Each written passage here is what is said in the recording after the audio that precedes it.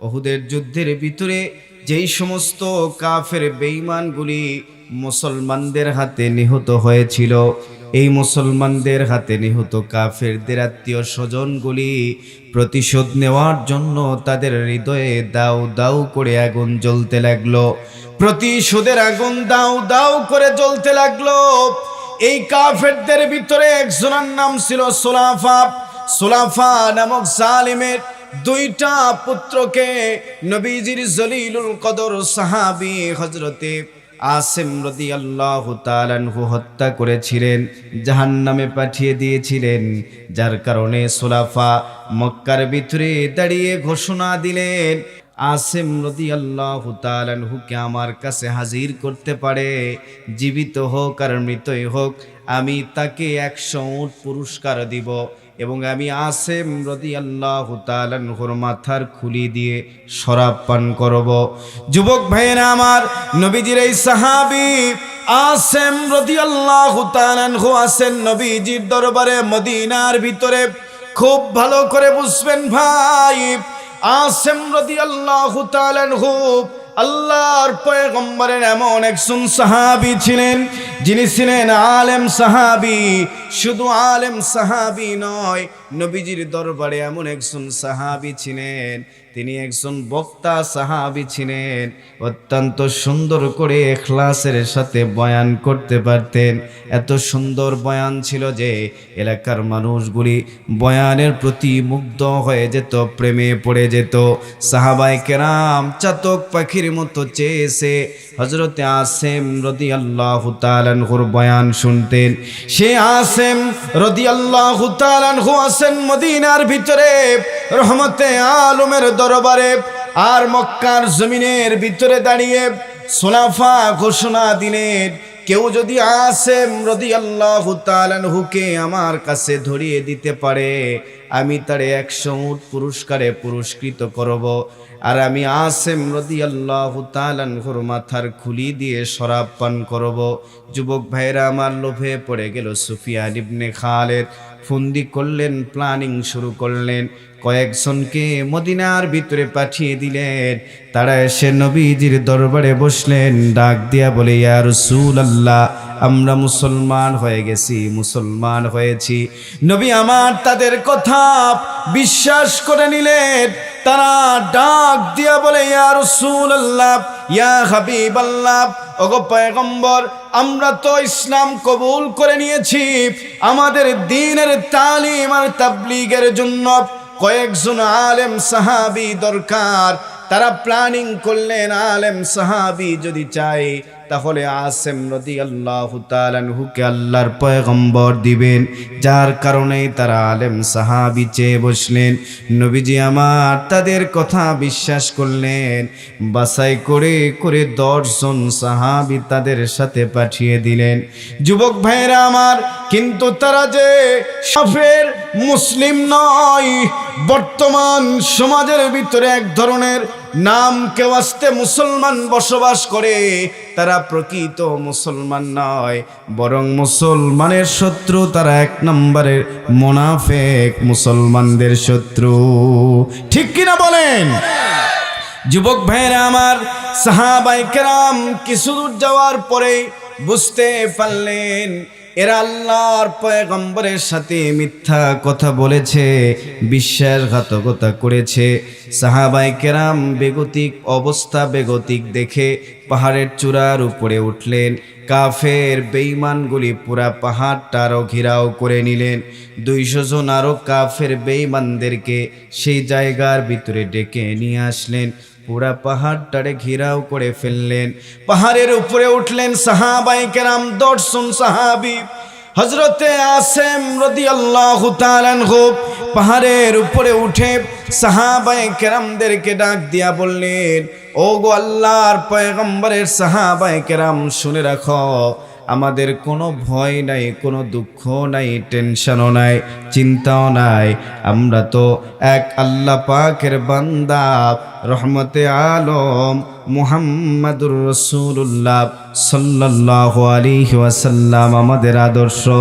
আমাদের কোনো ভয় নাই, দুঃখ নাই, টেনশনও নাই, চিন্তাও নাই। আল্লাহ আমার প্রভু, আমার নাহি নাহি ভয়, আমার কিসের শঙ্কা, কোরআন আমার ডঙ্কা, ইসলাম আমার ধর্ম, মুসলিম আমার পরিচয়। চিৎকার দিয়ে বলি মারহাবা। আমার নবী মুহাম্মদ, যাহার তারিফ জগৎময়, আল্লাহ আমার প্রভু, আমার নাহি নাহি ভয়, আমার কিসের শঙ্কা, কোরআন আমার ডঙ্কা, ইসলাম আমার ধর্ম, মুসলিম আমার পরিচয়। তাকবীর দেন, লিল্লাহে তাকবীর। হয় নাই আরো জোরে লিল্লাহে তাকবীর। যুবক ভাইরা আমার, হযরতে আসিম রাদিয়াল্লাহু তাআলা আনহু সাহাবায়ে কেরামদেরকে ডাক দিয়া বললেন, আমাদের কোনো ভয় নাই, কোনো দুঃখ নাই, কোনো টেনশনও নাই, কোনো চিন্তাও নাই। কারণ আমার আল্লাহ বলেছেন, আমার আল্লাহ পাক ঘোষণা দিয়েছেন, আলা ইন্না আউলিয়া আল্লাহি লা খাউফুন আলাইহিম ওয়ালা হুম ইয়াহজানুন। আল্লাহ পাক বলেন, যাদের ভিতরে আমি আল্লাহ পাকের প্রেম, মোহাব্বত আর ভালোবাসা, তাদের কোনো ভয় নাই, দুঃখ নাই, টেনশনও নাই, কোনো চিন্তাও নাই। ঠিক কিনা বলেন? যাদের হৃদয়ে আমার আল্লাহর প্রেম আর মোহাব্বত আর ভালোবাসা, তাদের কোনো ভয় নাই, কোনো টেনশন নাই। আল্লাহু আকবার বলেন।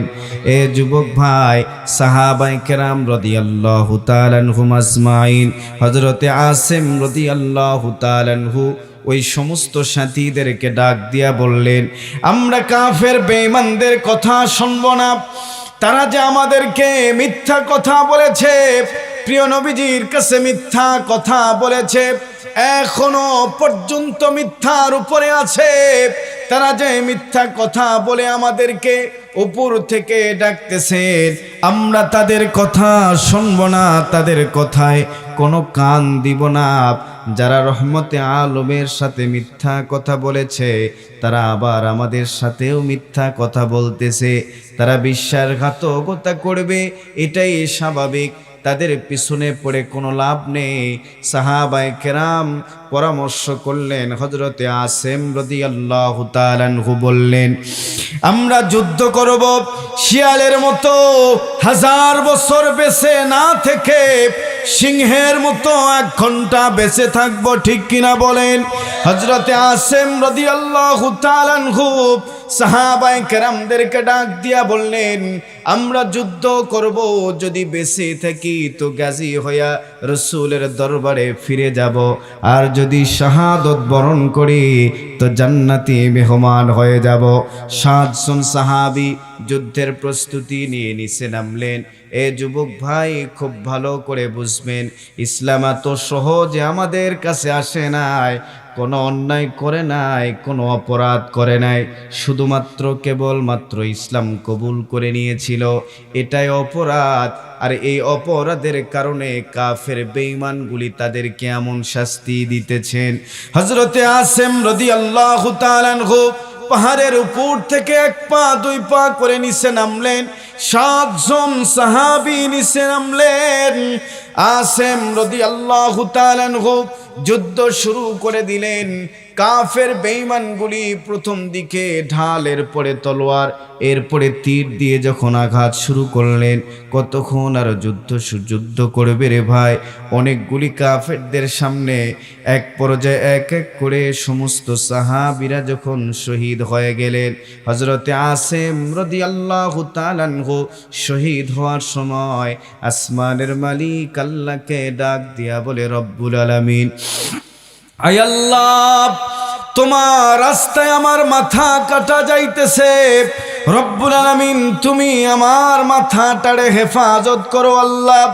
এই বলে হযরতে আসিম রাদিয়াল্লাহু তাআলা আনহু আল্লাহ পাকের দরবারে দোয়া করেন, ডেকে বলি, আল্লাহ সুলাফা ঘোষণা দিয়েছে সে যদি আমার মাথাটারে পায়, আমার মাথার খুলি দিয়ে শরাব পান করবে। রব্বুল আলামিন তোমার রাস্তায় আমার মাথা কাটা যাইতেছে, তুমি আমার মাথাটারে হেফাজত করো আল্লাহ। আসিম রাদিয়াল্লাহু তাআলা আনহু যেই মাত্র শুধুমাত্র কেবলমাত্র শাহাদত বরণ করলেন, কাফের বেঈমানগুলি হযরতে আসিম রাদিয়াল্লাহু তাআলা আনহুর মাথা কাটার জন্য যখন এক পা দুই পা করে রওনা দিয়েছে, আসিম রাদিয়াল্লাহু তাআলা আনহুর মাথা কাটবেন, ঠিক এমন সময় লক্ষ্য করে দেখে একদল মৌমাছি এসে পুরা বডিটারে ঘেরাও করে ধরেছে। সুবহানাল্লাহ বলেন। আল্লাহ পাক বলেন, ওয়ালা তাকুলু লিমান ইউকতালু ফি সাবিলিল্লাহি আমওয়াত। আল্লাহু আকবার বলেন, যারা আমার রাস্তায় মৃত্যু বরণ করলো, শাহাদত বরণ করলো, শহীদ হয়ে গেল, আমার আল্লাহ বলেন তাদেরকে তোমরা মৃত বলিও না, বরং তারা জীবিত থাকে, বরং তারা জীবিত থাকে। আর এক জায়গার ভিতরে আল্লাহ পাক বলেন, বাল আহয়াউন ইনদা রাব্বিহিম ইউরযাকুন, বরং আমি আল্লাহ পাক তাদেরকে রূহের রিজিকের ফয়সালা করে থাকি, আমি তাদেরকে রূহের রিজিক দিয়ে থাকি। সুবহানাল্লাহ বলেন। এ যুবক ভাই, এই যে কুড়িগ্রাম আপনাদের অঞ্চলে, এখান থেকে বেশি দূর নয়, কুড়িগ্রামের জমিনের ভিতরে এক আল্লাহর বান্দা শুয়ে আছে, যার নাম বশির উদ্দিন ওরফে ঘুঘু মুন্সি। ধরলা নদীর পাশে যারা দাফন করা হয়েছিল, আপনারা জানেন এটা ধরলা নদীর ভাঙ্গনে হযরতে ঘুঘু মুন্সির লাশটা কবর থেকে বের হয়ে আসে। প্রথমে দীর্ঘ 7 বছর পরে আল্লাহর বান্দার দেহ যখন কবর থেকে বের হয়ে আসে, এ যুবক ভাই, এলাকার মানুষগুলি গিয়ে দেখে আল্লাহর ওলি মারা গেছেন, 7 বছর আগে কবরের ভিতরে দাফন করা হয়েছে। দেহ তো দূরের কথা, কাফনের কাপড় পর্যন্ত নষ্ট হয় নাই। সুবহানাল্লাহ বল। সেখান থেকে একটু সরিয়ে তাকে আবার দাফন করা হয়েছিল।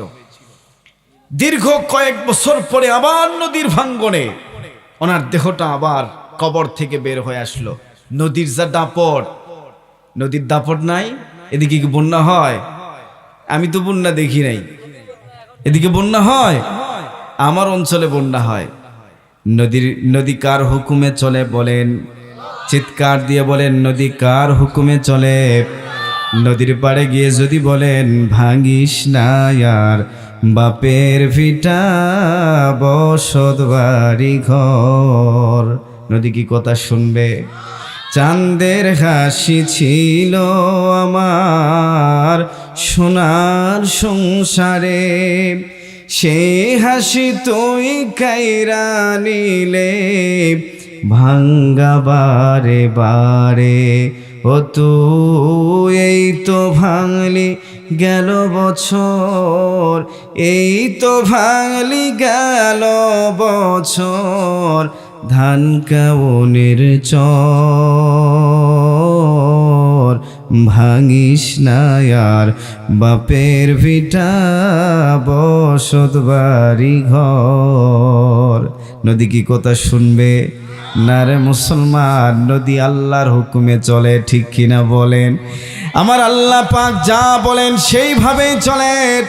কেউ যদি আল্লাহর আশিক হয়, আল্লাহর গোলাম হয়, কেউ যদি আল্লাহওয়ালা হয়, আল্লাহর প্রেমিক বান্দা হয়, যার হৃদয়ে আল্লাহর প্রেম আর মোহাব্বত, যে ব্যক্তি আল্লাহর গোলাম, আমার আল্লাহ পাক দুনিয়ার সব জিনিসকে তার গোলাম বানায় দেয়। ঠিক কিনা?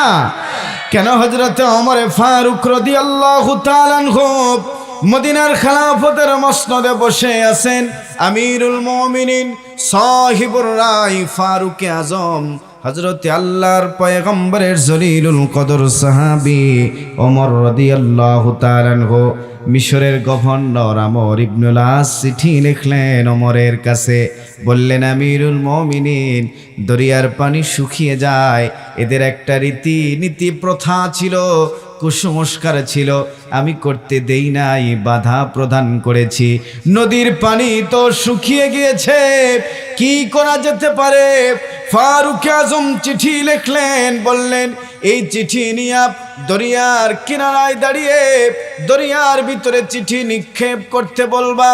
দরিয়ার ভিতরে চিঠি যখন নিক্ষেপ করা হলো, হযরত আমর ইবনুল আস রাদিয়াল্লাহু তাআলা আনহু বলেন, চিঠি যখন দরিয়ার ভিতরে ছেড়ে দিলাম, মাত্র 8 ঘন্টার ভিতরে 12 হাত পর্যন্ত পানি উঠে গিয়েছিল।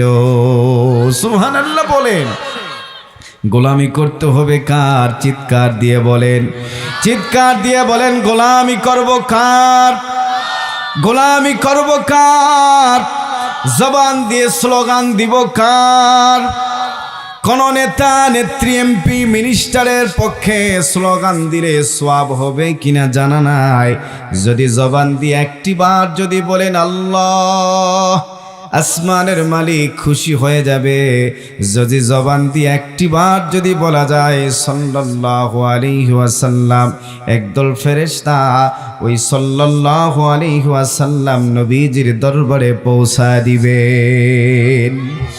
যুবক ভাইরা আমার, খুব ভালো করে বুঝবেন, যারা আল্লাহ রাস্তায় জীবন দিল, যারা শহীদ হয়ে গেল, শাহাদতের মৃত্যু হলো, এই মানুষগুলিকে মৃত বলতে নিষেধ করেছেন আমার আল্লাহ পাক। হযরতে আসিম রাদিয়াল্লাহু তাআলা আনহুর নিথর দেহ জমিনের ভিতরে পড়ে আছে। কাফের বেঈমানগুলি এসে মাথা টাড়ে কাটবে, কিন্তু সাহস পায় না। চতুর্দিকে মৌমাছি এসে পুরা বডিটারে ঘেরাও করে ধরেছে। বলেন তো দেখি, মৌমাছির সাথে কি ঢাল তলোয়ার নিয়ে যুদ্ধ করা যায়? বলেন বলেন, যাবে না রে মুসলমান। तमाम পৃথিবীর ভিতরে অল ওয়ার্ল্ডের নেতৃত্ব দান করেছিলেন নমরুদকে। আমার আল্লাহ পাক এত বড় মাপের বাদশাহী দান করার পরেও নমরুদকে ধ্বংস করে দিয়েছে প্রতিবন্ধী একটা মশা দিয়া। ঠিক কিনা? হযরত নূহ আলাইহিস সালাম নৌকা তৈরি করেছেন, কাফের বেঈমানগুলি নৌকার ভিতরে পায়খানা শুরু করে দিয়েছে। এলাকার মানুষগুলি বলে, নূহ ছিল আগে হাফ পাগল, এখন হয়ে গেছে পুরা পাগল। নৌকার ভিতরে পায়খানা করে গোটা নৌকাটারে ভরায় ফেলেছে। বুড়ি রাত্রে বেলায় বুড়াকে ডাক দিয়া বলে, বুড়া রে, সবাই সোয়াব অর্জন করলো, আমি সোয়াব থেকে মাহরুম হয়ে গেলাম। আমার আল্লাহ ডাক দিয়া বলে, আয় সোয়াবের জন্য আয়। বুড়ি ডাক দিয়া বলে, কেন? নূহ আলাইহিস সালামের নৌকায় আমি পায়খানা করতে পারি নাই। আমার আল্লাহ ডাক দিয়া বলে, আয়, তুই আসলেই খেল শুরু হবে। সুবহানাল্লাহ বলে বুড়ি আসে, পায়খানা শুরু করেছে। পায়খানা কমপ্লিট করার পরে যেই মাত্র উঠবে, মাথার ভিতরে চক্কর দিয়ে আল্লাহ পাক পায়খানার ভিতরে ফেলে দিয়েছে। পায়খানার ভিতরে সাঁতার কাটতে কাটতে কিছু সারিপাতি সালসা পেটের ভিতরে চলে যায়। বুড়ি একেবারে ওই যে সারিপাতি সালসা মহা ঔষধ আল্লাহ পাক বানায় দিয়েছেন। বুড়ি খাওয়ার পরে বুড়ি এবার যুবতী হয়ে গেছে। নৌকা থেকে নামলেন, 1 পা 2 পা করে বুড়ার ঘরের দরওয়াজার সামনে দাঁড়িয়ে গেছে।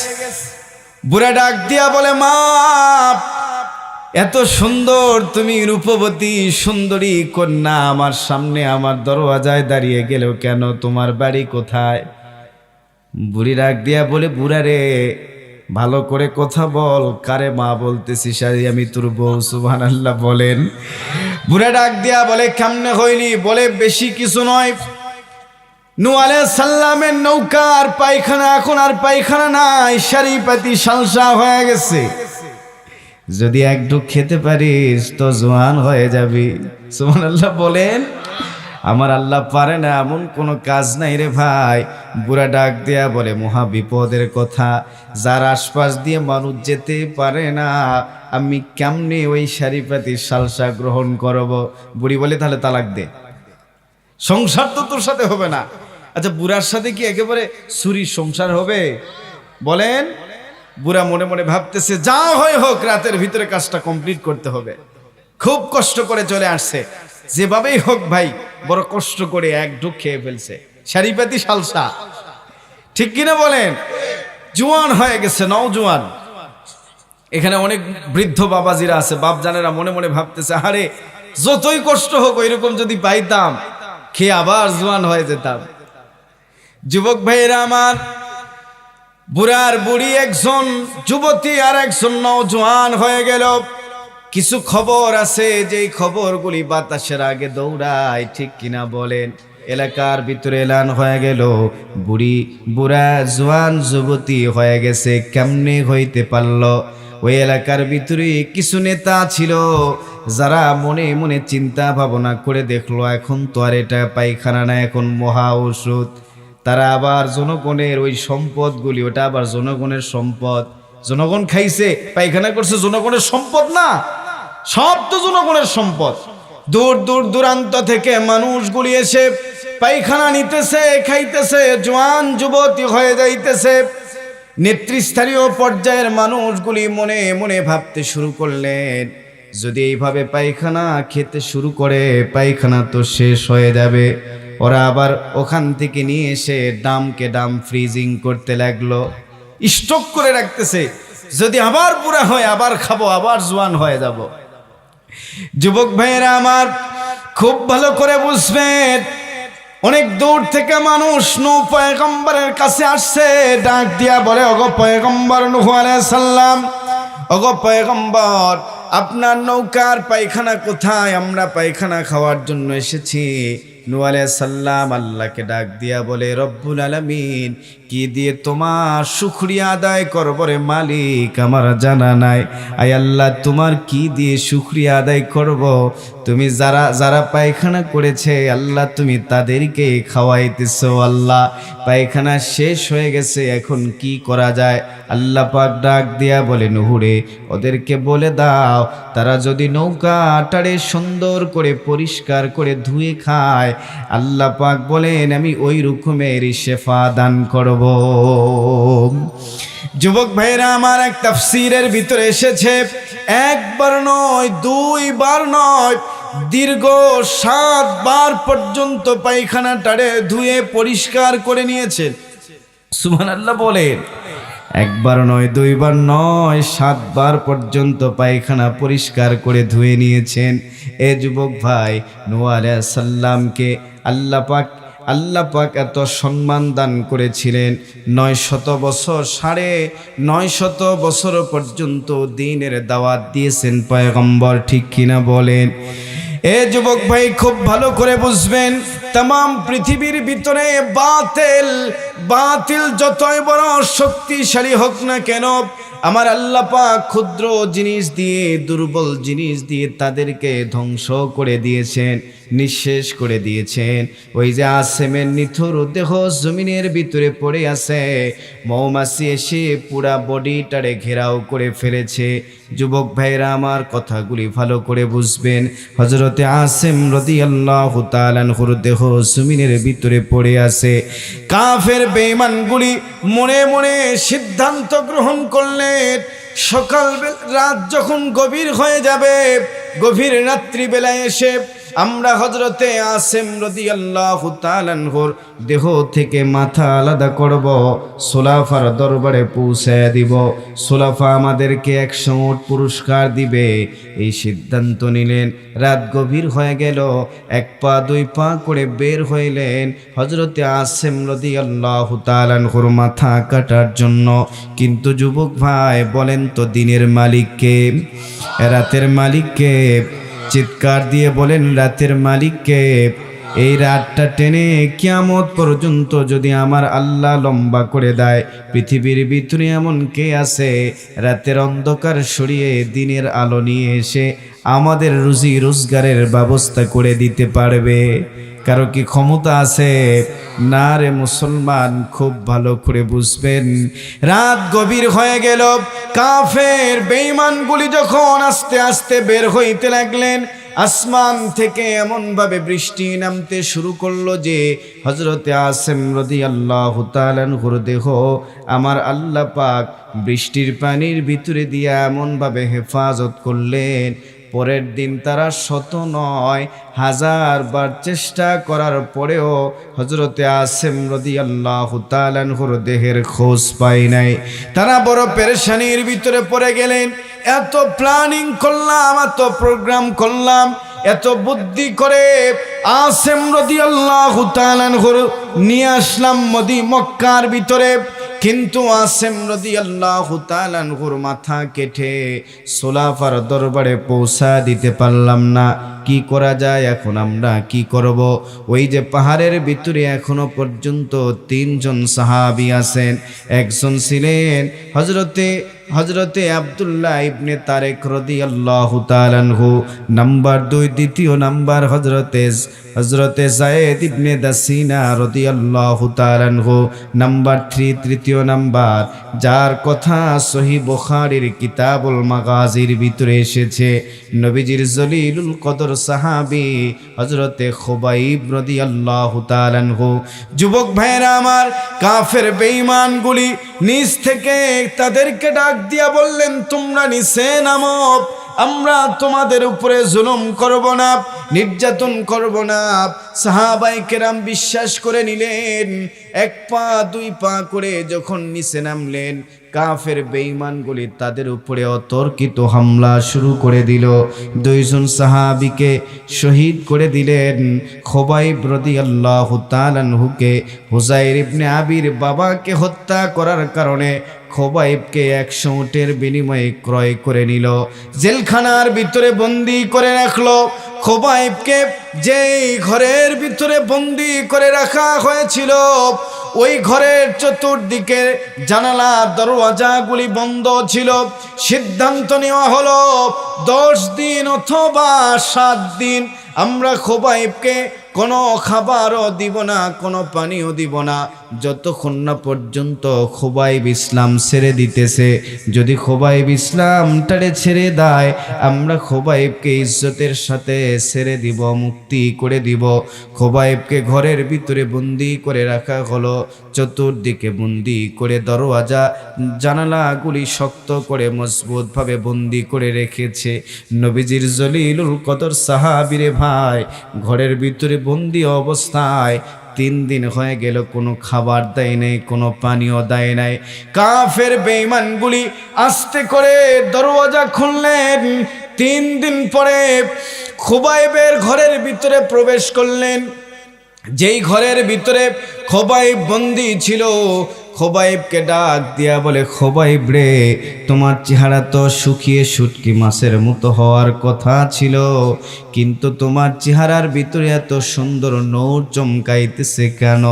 নবীজির জলিলুল কদর সাহাবী ডাক দিয়া বলে, ওরে কাফের বেঈমান, যে আল্লাহর প্রতি বিশ্বাস স্থাপন করার কারণে তোমরা আমাকে ঘরের ভিতরে বন্দি করে রেখেছ, সে আল্লাহ পাক আমাকে জান্নাতি খাবার দ্বারা রিজিকের ফয়সালা করতেছেন।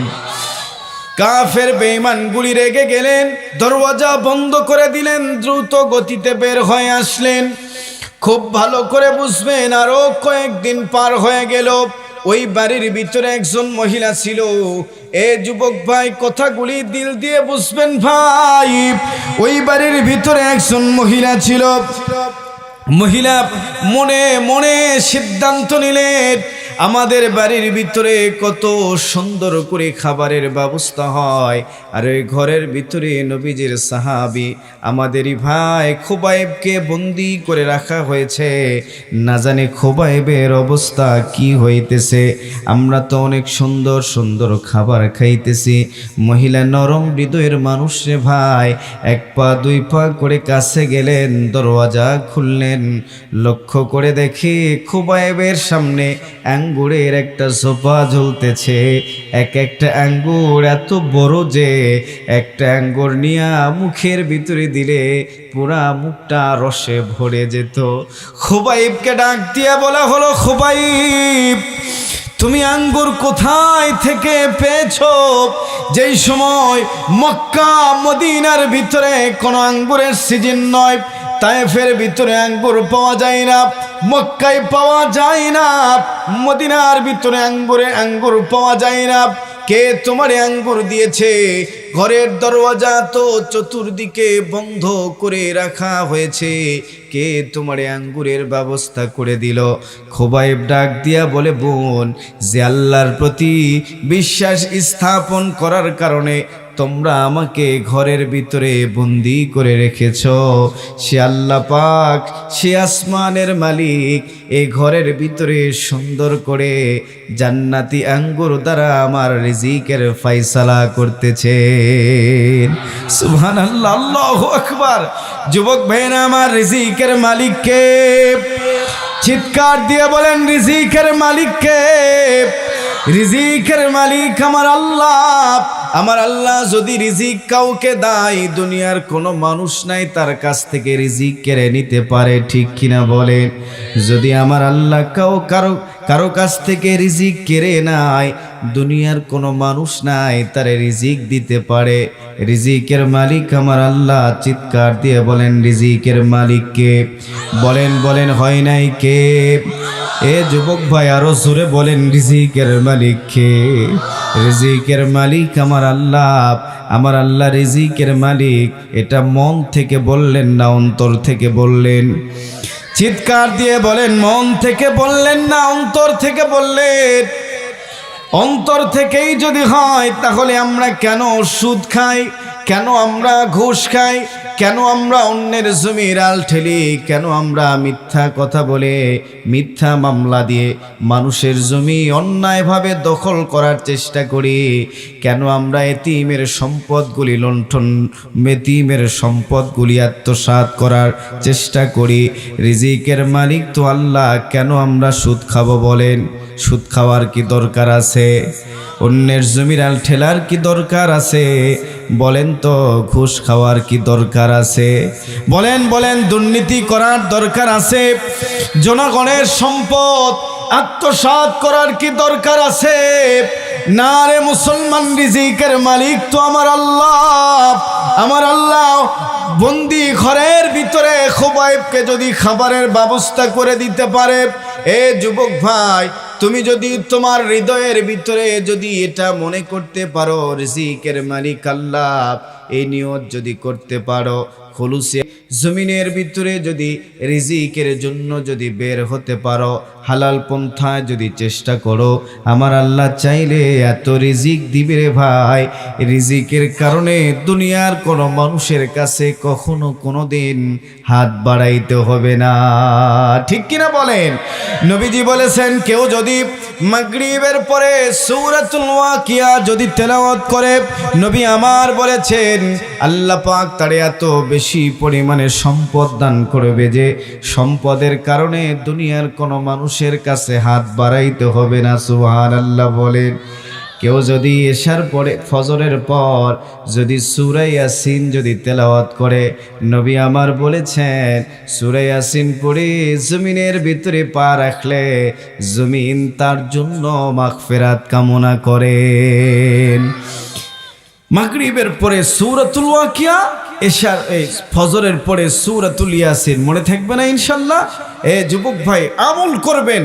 আল্লাহর কসম, আমি কসম করে বললাম, নবীজি বলেছেন কেউ যদি মাগরিবের পরে সূরাতুল ওয়াকিয়া নিয়মিত যদি এই সূরা যদি তেলাওয়াত করতে পারে, আল্লাহ তারে এত সম্পদ দান করবে, সম্পদের কারণে দুনিয়ার কারো কাছে আপনারে হাত বাড়াইতে হবে না। সুবহানাল্লাহ বলেন। পৃথিবীর ভিতরে সব থেকে দামি হচ্ছে পৃথিবীর ভিতরে কোরআনুল কারীম, এমন একটি কিতাব, কমপ্লিট কোড অফ লাইফ। কথা বলেন ঠিক কিনা? কোরআনের ভিতরে কি নাই? কোরআনের ভিতরে সব আছে, সব আছে। ইমাম ইউসুফ এই ইরাকের রাস্তা দিয়ে হাঁটতেছে, আমি শেষ করে দেব ইনশাল্লাহ। মন খারাপ করতেছেন, বেজার হইতেছেন, আমি আমার কষ্ট নিতেছেন, তাই না? ইমাম ইউসুফ ইরাকের রাস্তা দিয়ে হাঁটতেছেন, রাস্তা দিয়ে হাঁটতে হাঁটতে তৃষ্ণায় বুকটা শুকিয়ে গেছে। ইমাম আবু হানিফার ছাত্র ইমাম ইউসুফ সর্বদলার কাছে গিয়ে বলতেছে, ভাই এক গ্লাস শরবত দিবেন? সর্বদলা বলতেছে, আমার কাছে শরবত খেতে গেলে টাকা লাগবে। ছোট্ট মানুষ ইমাম ইউসুফ বলতেছে, আমার কাছে টাকা নাই, তবে একটা কাজ করতে পারি। কি কাজ? বলে, আমি আপনার বাবার জন্য, বাবা মার রুহের মাগফিরাতের জন্য আমি কিছু সূরাতুল ফাতিহা পড়ে, কয়েকবার কোরআনুল কারীমের আয়াত পড়ে, কিছু আয়াত তেলাওয়াত করে আমি আপনার পিতামাতার রুহের মাগফিরাতের জন্য দোয়া করে দিব। সর্বদলা বলতেছে, আহাম্মক, সূরা ফাতিহা পড়ে, সূরা ইখলাস পড়ে মানুষের বাড়িতে মিলাদ খাওয়া যায়, শরবত খাওয়া যায় না। নাউজুবিল্লাহ বলেন। ছোট্ট মানুষ ইমাম ইউসুফ, হৃদয়ের ভিতরে চোট লেগে গেল। সর্বদলাকে ডাক দিয়া বলে, ভাই মনের ভিতরে কষ্ট নিয়েন না, আর একটা প্রস্তাব দেই, দেখেন আপনি পালন করতে পারেন কিনা। সর্বদলা ডাক দিয়া বলে, বলেন কি বলতে চান? ছোট্ট মানুষ ডেকে বলে, ভাই রে, এক গিলাস যদি শরবত দিতেন, আমার তৃষ্ণায় বুকটা শুকিয়ে গিয়েছে। আমি একটা মাসআলা শিখিয়ে দিতাম, এই মাসআলা শিখিয়ে দিতাম, যদি যতদিন দুনিয়ার ভিতরে বেঁচে থাকবেন, যতদিন দুনিয়ার ভিতরে আপনি চলবেন, সংসার জীবনে কোনো বিপদ আপদ মুসিবত আপনার হবে না। সুবহানাল্লাহ বলেন। শরবতওয়ালা ডাক দিয়া বলে, না না, তোমার মাসআলা তুমি তোমার কাছে রেখে দাও। তুমি যদি আমার কাছে শরবত যদি খেতে চাও, তাহলে আমার কাছে টাকা দিয়ে শরবত খেতে হবে। ইমাম ইউসুফ পরের ভিতরে বড় কষ্ট পেয়ে গেলেন, হৃদয়ের ভিতরে ছোট্ট মানুষ আঘাত লেগে গেল। কাঁদতে কাঁদতে ইরাকের রাস্তা দিয়ে পথ চলতে শুরু করে দিলেন। দীর্ঘ সময় ধরে পথ চলতেছেন। এ যুবক ভাই, অনেক বড় লম্বা কথা, খুব ভালো করে বুঝবেন। শরবতওয়ালা কোটি কোটি টাকার মালিক হয়ে গেল। এক পর্যায়ে ইমাম ইউসুফ রহমতুল্লাহি আলাইহি ওই জামানার ভিতরে বড় আলেম হয়ে গেলেন। এত বড় আলেম হইলেন যে, এত বড় আলেম হয়েছিলেন যে ইমাম ইউসুফ রহমতুল্লাহি আলাইহি ইরাকের ভিতরে প্রধান জাস্টিস হয়েছিলেন। সুবহানাল্লাহ বলেন। প্রধান বিচারক, জাস্টিস মানে কি? জজ, বিচারক, প্রধান জাস্টিস হয়ে গেলেন ওই এলাকার ভিতরে। উনি ইরাকের বাদশার দস্তরখানায় বসে খাবার খান। সুবহানাল্লাহ বলেন। ছোট্ট মানুষ, এক গিলাস শরবত কেনার টাকা ছিল না, কিন্তু আজকে ইরাকের প্রধান জাস্টিস। আর সর্বদলাও কোটিপতি। সময়ের ব্যবধানে কে কোন চেয়ারে বসবে এটা আমরা কেউ জানি না, ঠিক কিনা বলেন? কাউকে ছোট মনে করার কোনো প্রয়োজন নাই। যাকে ছোট মনে করতেছেন, অপমান করতেছেন, হতেও পারে রংপুর বিভাগীয় জেলার সে এক সময় ডিসিও হতে পারে, আপনার বাড়ির পাশের এক সন্তান হতে পারে কি পারে না বলেন? পারে। উত্তরবঙ্গের কিছু মানুষ আছে, রাজনৈতিক পর্যায়ের বড় বড় নেতা আছে, রেলমন্ত্রী উত্তরবঙ্গের, ঠিক কিনা বলেন? বাংলাদেশে এত বড় একটা দেশ, বাংলাদেশের দক্ষিণবঙ্গ, এরপরে পূর্ব পশ্চিম, এতগুলা দিক থেকে উত্তরবঙ্গের মানুষকে আল্লাহ পাক যেভাবেই হোক আল্লাহ পাক তাকে রেলমন্ত্রী বানায় দিয়েছেন। এটা কার ইঙ্গিতে হয়েছে? আল্লাহর ইঙ্গিতে হয়েছে, ঠিক কিনা বলেন? এজন্য কোনো মানুষকে ছোট করতে নেই। পঞ্চগড়ের অনেক বড় বড় আলিম দেখেছি। আমার এক ওস্তাদ ছিল মুফতি হারুন সাহেব, আল্লাহ পাক ওনাকে এলিমের ভিতরে আরো বরকত দান করুক। উনি অনেক বড় আলেম, 1 মাসে গোটা কোরআন শরীফ মুখস্থ করেছেন। সুবহানাল্লাহ বলেন। উনি ঠাকুরগাঁও এক মাদ্রাসার এখন বর্তমানে প্রধান মুফতি। খুব ভালো করে বুঝবেন। এজন্য কখন কোন মানুষ কোন চেয়ারে বসবে কাউকে অপমান করার, ছোট করার দরকার নেই, কোনো প্রয়োজন নেই। ইমাম ইউসুফ ইরাকের প্রধান জাস্টিস, সর্বদলাও কোটিপতি। সর্বদলার একটা মেয়ে ছিল। রাত্রে বেলায় স্ত্রী সর্বদলার বউ সর্বদলাকে বলতেছে, আচ্ছা তোমার মেয়ে হয়েছে, তুমি বিয়ে দিবা না? সর্বদলা বলতেছে, হ্যাঁ দিব তো। বলছে, মেয়ে বিয়ে দেওয়ার সময় জামাইকে উপঢকন কি দিবেন? আপনারা জামাইকে উপঢকন দেন না? কেউ ডিসকভার, কেউ পালসার, কেউ আপাসে, এখন আবার R15 এরকম আছে না? নাই চলতেছে, এটা প্রথা। খুব ভালো করে বুঝবেন, সর্বদলা তো কোটিপতি, একসময় তো ফকন্ডি ছিল, আজ হয়ে গেছে টাকাওয়ালা। টাকাওয়ালা, কোটি কোটি টাকার মালিক। স্ত্রীকে ডেকে বলতেছে, আমার মন বলতেছে পৃথিবীর সব থেকে দামি জিনিস দিয়ে আমি আমার মেয়েকে বিয়ে দিব। স্ত্রী বলতেছে, আপনি পারবেন না। সর্বদলা ডাক দিয়া বলে, যদি না পারি তুই 3 তালাক। যদি না পারি তুই 3 তালাক। শর্তের মাসালা। স্ত্রী জিবার ভিতরে কামড় দিয়া বিছানা ছেড়ে উঠে চলে গিয়েছে। সর্বদলার টেনশন। শয়তান যখন ঘরের ভিতরে বসে তখন হুঁশ থাকে না। 3 তালাক শর্তের মাসালা বলে দিয়েছে। সর্বদলার জেহান ফিরে আসছে, মস্তিষ্ক ফিরে আসছে। মনে মনে ভাবতেছে, আমি তো বড় অন্যায় করে ফেললাম, অপরাধ করে ফেললাম। আমি পৃথিবীর সব থেকে দামি জিনিস কোনটা আমি তো জানি না। আমি কেমনে আমার মেয়ের হাতে, জামাইয়ের হাতে উঠায়া দিব? সর্বদলা বড় পেরেশানির ভিতরে পড়ে গেলেন। কোথায় যাবেন, কি করবেন? রাত গভীর হয়ে যাইতেছে। যেই মানুষ মসজিদ চিনে না, মাদ্রাসা চিনে না, সেই মানুষ রাত 3টার সময় ফজরের নামাজের জন্য মসজিদের বারান্দায় বসে আছে। মুয়াজ্জিন সাহেব যখন টাইম অনুযায়ী আসছে, টাইম অনুযায়ী যখন মসজিদের ভিতরে আসছে আজান দেওয়ার জন্য, সর্বদলা ডাক দিয়া বলে, কিরে ভাই, মসজিদে আসতে এত দেরি হয় কেন? তুমি কি মসজিদে এত অবহেলা করো নাকি? মুয়াজ্জিন বলতেছে, হাম্মক, যে সময় আজান সে সময় আমি আসছি, আজানের সময় আসবো, অজগবি আসবো কেন? মুয়াজ্জিন এবার বলতেছে, আচ্ছা হাম্মক আপনি, আচ্ছা আপনি আমাকে হাম্মক বলেন, হাম্মক তো আপনি মসজিদে কেন আসছেন সেটা বলেন। ভাই খুব পেরেশানির ভিতরে আছি। সর্বদলা বলতেছে, ভাই খুব পেরেশানির ভিতরে আছি। মুয়াজ্জিন সাহেব ডাক দিয়া বলে, পেরেশানিটা কি একটু বলেন?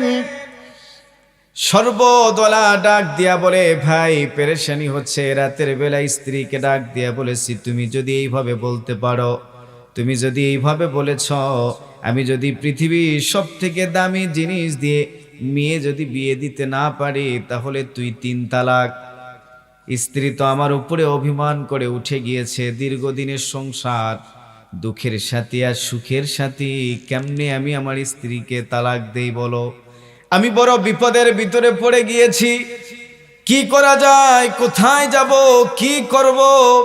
আমার তো কোনো সেন্স না, আমি এখন কি করব? পরামর্শ দিতে পারো? মুয়াজ্জিন সাহেব ডাক দিয়া বললেন, একটা উপায় আছে। বলে, কি উপায়? বলে, ইমাম সাহেব আসুক, ইমামের কাছে বলবেন, দেখা যাক ইমাম কি ফয়সালা দিতে পারে। ইমাম সাহেব নামাজ পড়াইলেন, ডাক দিয়া বললেন, হযরত বড় বিপদের ভিতরে পড়েছি। ইমাম সাহেবকে ডাক দিয়া বলে, বড় মুসিবতের ভিতরে পড়েছি। মাসালা বলার পরে ইমাম সাহেব ডাক দিয়া বললেন, পৃথিবীর সব থেকে দামি জিনিস যদি জামাইকে উপঢকন দিতে যদি না পারেন, তাহলে কিন্তু স্ত্রী তালাক হয়ে যাবে। আর যদি স্ত্রী রাখতেই চান, মেয়ে কখনো আর বিয়ে দেওয়া যাবে না। বলেন যাবে না? আচ্ছা বলেন তো, জুয়ান মেয়ে বিয়ে না দিলে মুশকিল না? যুবতী মেয়ে বিয়ে না দিলে মুশকিল না? বরের গাছ না এমনিতেই যুবকরা ঢালায়, ঠিক কিনা? এমনিতেই যুবকেরা অত্যাচার বেড়ে গেছে, যুবকদের অত্যাচার বেড়ে গিয়েছে। এমন অবস্থা খুব ভালো করে বুঝবেন। এই যে তরকারি কি বলে, সর্বদওয়ালা পেরেশানির ভিতরে পড়ে গেলেন। এই হুজুরের কাছে যায়, ওই হুজুরের কাছে যায়। আমরা যখন ইফতার ভিতরে যখন পড়তাম ডিপার্টমেন্ট অফ ল, তখন অনেক সময় আমাদের কাছে এরকম তালাকের মাসালা আসতো। তালাক দিয়ে দিয়ে আপনার অঞ্চলের মানুষ নিয়ে আসতো। আমরা আবার যখন সুন্দর করে রেকর্ড করে লিখতাম, মুফতি সাহেব হুজুরের কাছে নিয়ে যাইতাম। তো এইভাবে করে মাসালাগুলি নিয়ে আসা হইতো। এই ব্যক্তিও মাসালা নিয়ে আসতেছে বিভিন্ন মুফতি সাহেবদের কাছে। সব মুফতি সাহেব বলতেছে সর্বনাশ, এটা পৃথিবীর সব থেকে দামি জিনিস, ছাড়া মেয়ে বিয়ে দিলে স্ত্রী তালাক হয়ে যাবে। সবার উত্তর একই, সুবহানাল্লাহ বলেন। কারো জেহানে আল্লাহ পাক ওই মাসালাটা দায় নাই। একজন ডাক দিয়া বলে উপায় আছে। বলে কি উপায়? বলে এলাকার ভিতরে সব থেকে বড় আলেম আল্লাহর ওলি আল্লামা ইউসুফ রহমতুল্লাহি আলাইহি প্রধান জাস্টিস, প্রধান বিচারপতি ইমাম ইউসুফের কাছে যাও, ইমাম ইউসুফ সুন্দর করে ফয়সালা দিয়ে দিবেন। সুবহানাল্লাহ বলেন। আমার আল্লাহ বলে আয়, জায়গা মতো আয়। আলিমদের সাথে বেয়াদবি করেছিস, জায়গা মতো আল্লাহ পাক হাজির করে দিয়েছেন। ঠিক কিনা বলেন? আল্লাহ তাআলা বলেন আয়, জায়গা মতো আয়, সাইজ হবে তোরে। ইমাম ইউসুফের দরওয়াজায় আসছে, দেখে রাপ সীতা কোবরার অভাব নাই। আচ্ছা বলেন তো, আপনি যদি একটা এমপি সাহেবের দরওয়াজায় যান, দেখবেন ওখানে পুলিশ থাকে, র্যাব থাকে, অনেক বড় বড় অফিসার থাকে। ঠিক কিনা বলেন? আপনি প্রশাসনের অনেক মানুষ থাকে। বাংলাদেশের এমনও অ্যাডভোকেট আছে, আপনারা দেখা করতে পারবেন না, তাদের সাথে যেতেও পারবেন না, দেখা করা বড় কঠিন হয়ে যাবে। এরকম মানুষ আছে না নাই? হাইকোর্ট ডিভিশনের অনেক বড় বড় উকিল আছে, অ্যাডভোকেট, ওনাদের সাথে আপনি সামনে বসতেই পারবেন না। ওনারা বাংলাতে খুব কথা কমই বলেন। এত বড় বড় যারা বড় বড় মানুষদের যারা কেস ডিল করে, এরা অনেক বড় শিক্ষিত হয়। একজন অ্যাডভোকেটের যদি এত দাম হয়, তো একজন জাস্টিসের কত দাম, একজন প্রধান জাস্টিসের কত দাম। ইরাকের তো প্রধান জাস্টিস আল্লামা ইমাম ইউসুফ রহমতুল্লাহি আলাইহি সর্বদলা দারোয়ান এই গেটের কাছে এসে দেখে রাব সীতা কোবরা, মানে বিভিন্ন ধরনের প্রশাসন। দারোয়ানকে ডাক দিয়া বলে ভাই, আমি হুজুরের সাথে দেখা করতে চাই। দারোয়ান বলে হবে না, আগামীকাল আসো। পরের দিন আবার গেছে, বলে হবে না, আগামীকাল আসো। পরের দিন আবার গেছে, বলে হবে না, আগামীকাল আসো।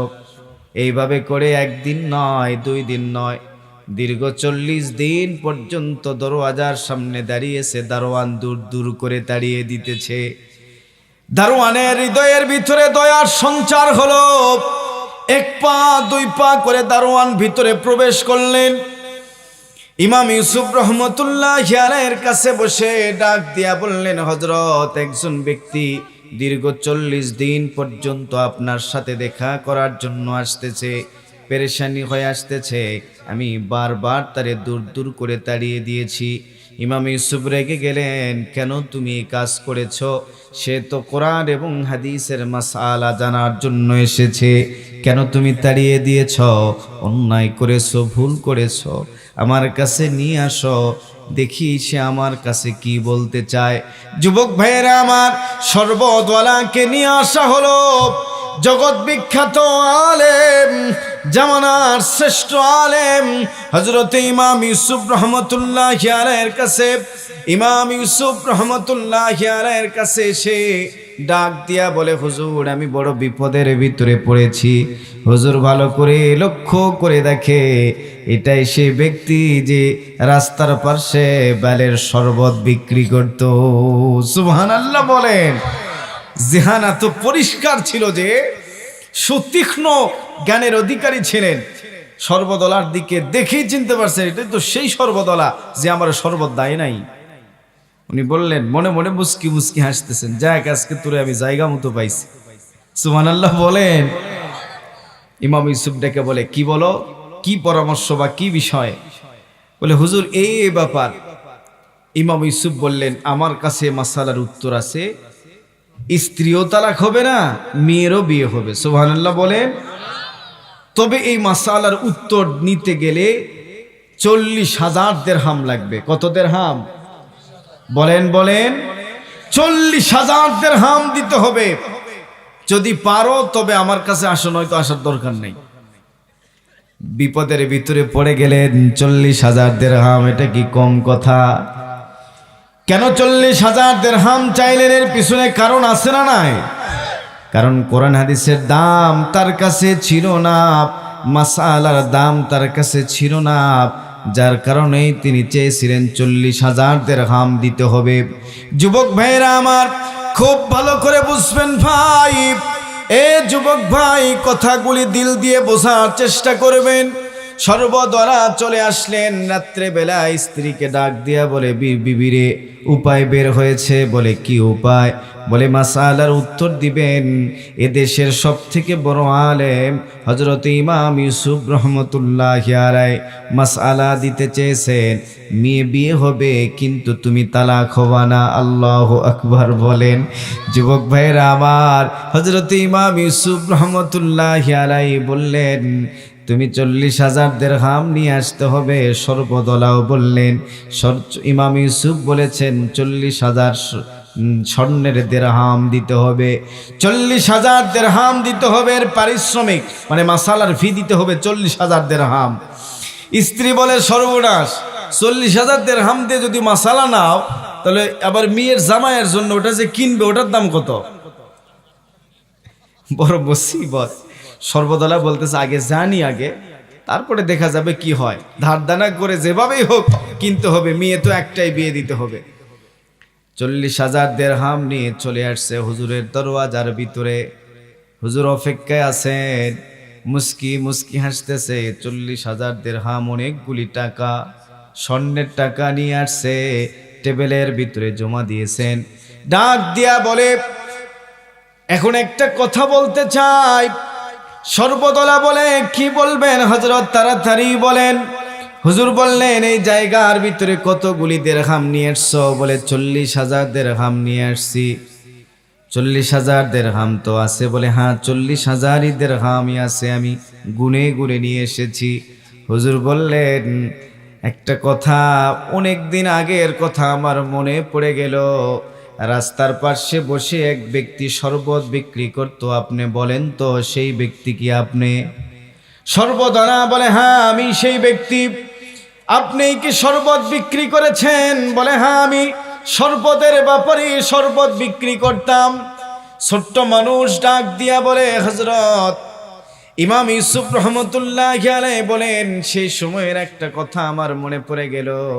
ছোট্ট একটা মানুষ আপনার শরবত খাওয়ার জন্য আপনার দোকানে দাঁড়িয়ে গিয়েছিল।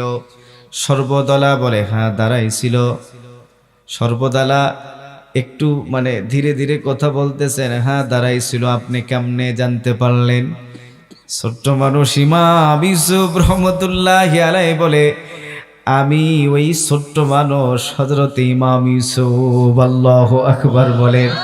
যারে তুমি শরবত দাও নাই, এক গিলাস শরবত দাও নাই, কোরআনের বিনিময়ে কোরআনের সূরাতুল ফাতিহা পড়ে তোমার বাবার জন্য দোয়া করতে চেয়েছিলাম, তুমি দোয়া নিতে রাজি হও নাই।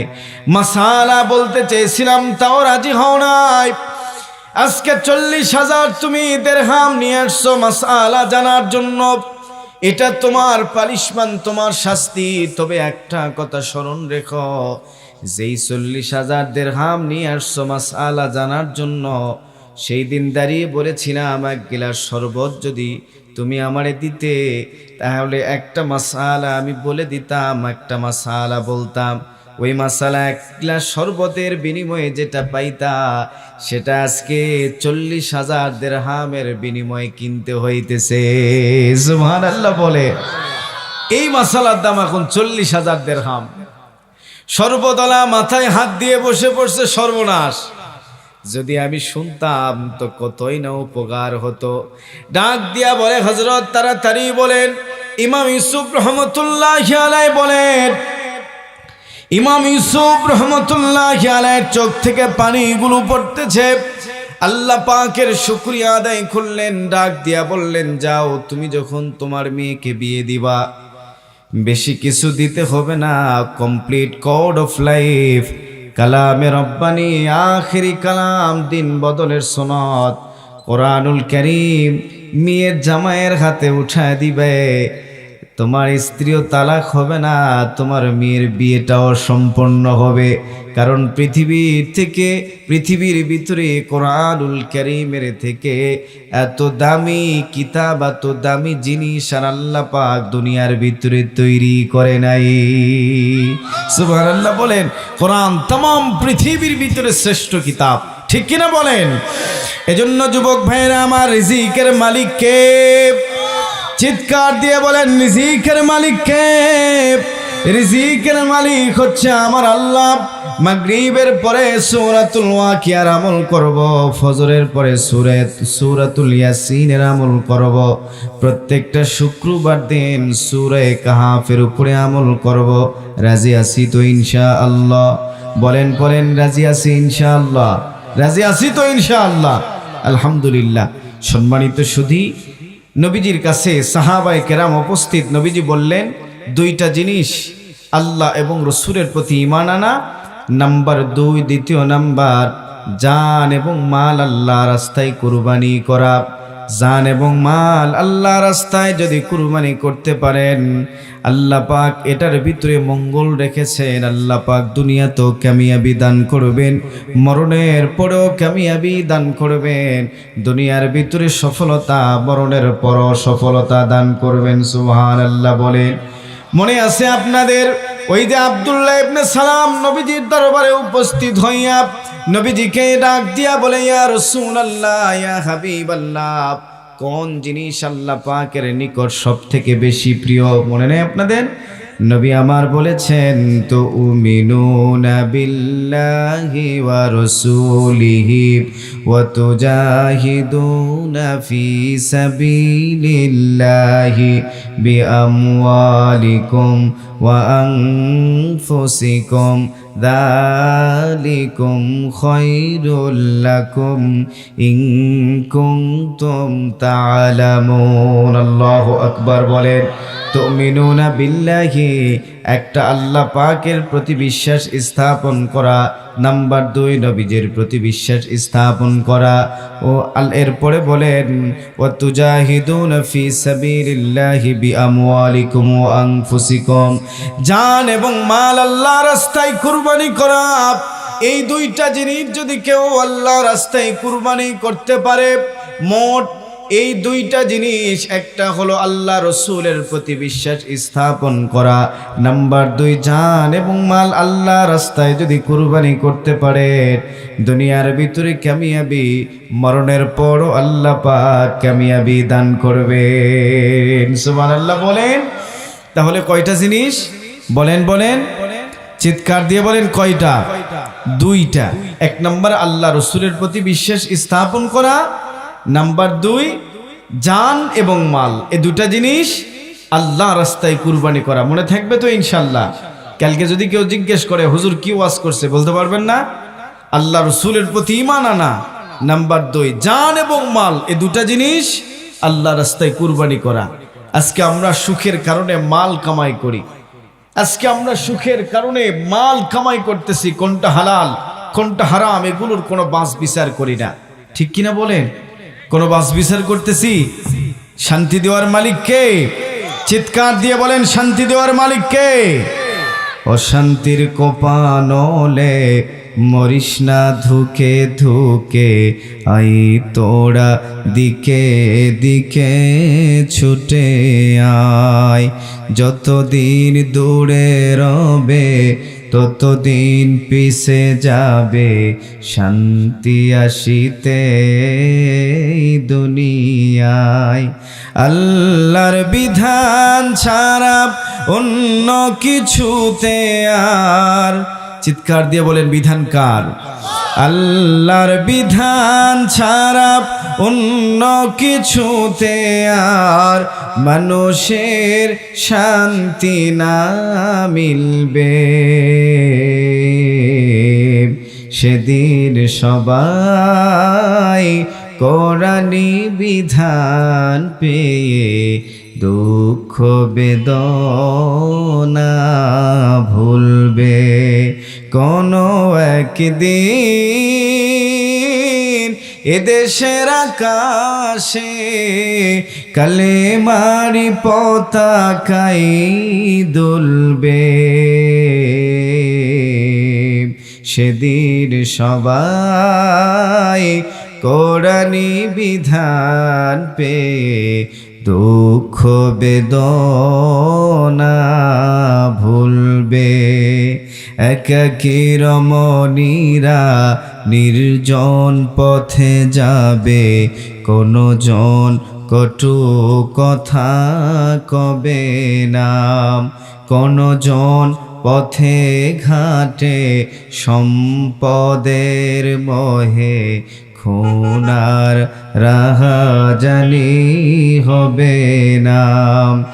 সেই দিন আর নেই বেশি দূরে, আর কিছু পথ গেলে মিলবে, সেদিন সবাই কোরআনি বিধান পে দুঃখ বেদনা ভুলবে। তাকবীর দেন, লিল্লাহে তাকবীর। প্রথমে যেভাবে আপনারা উঠে যেতে লাগছিলেন আমার আলোচনার বিষয় নষ্ট হয়ে গেছে, তবুও যতক্ষণ পর্যন্ত আপনারা অগুছালো মানুষ গুছিয়ে বসে যতটুকু কথা শুনেছেন, আলহামদুলিল্লাহ, আমি আল্লাহর শুকরিয়া আদায় করে শেষ করতে পারবো না। অনেকগুলি মানুষ বসে আছেন এখনো। কয়টা বাজতেছে? রাত 1টা বাজতেছে। আলহামদুলিল্লাহ। যাই হোক, সম্মানিত সুধী, আপনারা মনে কষ্ট নেবেন না। আমি জানতাম না যে আমার পরে আরো একটা বক্তা আছে। কথা কি বুঝে আসছে আমাকে? আমি ওই বিষয়টা জানতাম না। আমি আপনাদের সামনে যতটুকু খেদমত করতে পেরেছি, ভাঙ্গা ভাঙ্গা কণ্ঠে, এলোমেলো পরিবেশে, এলোমেলো অগোছালো বয়ানে যতটুকু খেদমত করতে পেরেছি, আমার আলোচনার বিষয় হচ্ছে আল্লাহ রসুলের প্রতি ঈমান আনা, জান এবং মাল আল্লাহ রাস্তায় কুরবানি করা। আল্লাহ যেন তৌফিক দান করেন। সকলে বলি আমিন, সকলেই বলি আমিন। আল্লাহ পাক আমাদের সকলকে যেন দ্বীনের খাদেম হয়ে খেদমত করার জন্য তৌফিক দান করেন। জি, 3টা। ও আচ্ছা আচ্ছা, যাক, আলহামদুলিল্লাহ। 1 নম্বর, মাশাআল্লাহ, আলহামদুলিল্লাহ। আব্দুল্লাহ ইবনে সালাম নবীজিকে ডাক দিয়া বলে, ইয়া রাসূলুল্লাহ, 1 নম্বর প্রশ্ন, কিয়ামতের সর্বশেষ আলামত কোনটি হবে? নবী আমার ডাক দিয়া বলে, কিয়ামতের সর্বশেষ আলামত হলো একদিকে আগুন বের হবে, আগুনের ধাওয়া করবে মানুষ, আর একদিকে দৌড়াইতে থাকবে। নাম্বার 2, দ্বিতীয় নাম্বার, নবীজিকে প্রশ্ন করা হয়েছিল কখন সন্তান বাবার মতো হয়, সন্তান কখন মায়ের মতো হয়? নবী আমার বলে, সন্তান কখন মায়ের মতো হয়, কখন বাবার মতো হয়? নবীজি সুন্দর করে উত্তর দিয়েছেন রে ভাই। নবীজি বলেন, পিতামাতার সহবাসের সময় যদি পিতা যদি বাবা যদি অর্থাৎ স্বামী যদি স্ত্রীর উপরে বিজয় যদি লাভ করে, তাহলে সন্তান বাবার মতো হয়। যদি স্ত্রী স্বামীর উপরে বিজয় লাভ করে, তাহলে সন্তান স্ত্রীর মতোই হয়। কার মতো হয়? স্ত্রীর মতো হয়। পৃথিবীর সব থেকে বড় সায়েন্টিস্ট, পৃথিবীর সব থেকে বড় সায়েন্টিস্ট রহমতে আলম মুহাম্মদুর রাসূলুল্লাহকে জিজ্ঞেস করা হয়েছে, নবীজি সুন্দর করে উত্তর দিতেছেন, সন্তান ওই সময় বাবার মতো হয়। স্বামী স্ত্রীর মিলনের সময় স্বামী যদি বিজয় লাভ করে, যদি জয়ী হয়, তাহলে সন্তান স্বামীর মতো হবে। স্ত্রী যদি জয়ী হয়, তাহলে সন্তান স্ত্রীর মতো হবে। সুবহানাল্লাহ বলেন। সহিহ বুখারীর ভিতরে আসছে, আব্দুল্লাহ ইবনে সালাম নবীজিকে ডাক দিয়া বলে, ইয়া রাসূলুল্লাহ, ওগো পয়গম্বর, জান্নাতি মেহমানদেরকে সর্বপ্রথম আল্লাহ পাক কোন জিনিস দিয়ে মেহমানদারি করবেন? নবী আমার ডাক দিয়া বলে, আব্দুল্লাহ ইবনে সালাম, জান্নাতি মেহমানদেরকে আল্লাহ পাক সর্বপ্রথম মাছের কলিজার একটা অংশ দিয়া সর্বপ্রথম মেহমানদারি করবেন। আব্দুল্লাহ ইবনে সালাম বললেন, যা বলেছেন সত্য কথা বলেছেন, আমি মুহূর্তে পড়ে নিলাম লা ইলাহা ইল্লাল্লাহু মুহাম্মাদুর রাসূলুল্লাহ সাল্লাল্লাহু আলাইহি ওয়াসাল্লাম। সম্মানিত সুধী, আপনারা কষ্ট নিয়েন না, আমি খুব দুঃখিত। মানে যখন পরিবেশে এলোমেলো সৃষ্টি হয় তখন কথা বলা যায় না।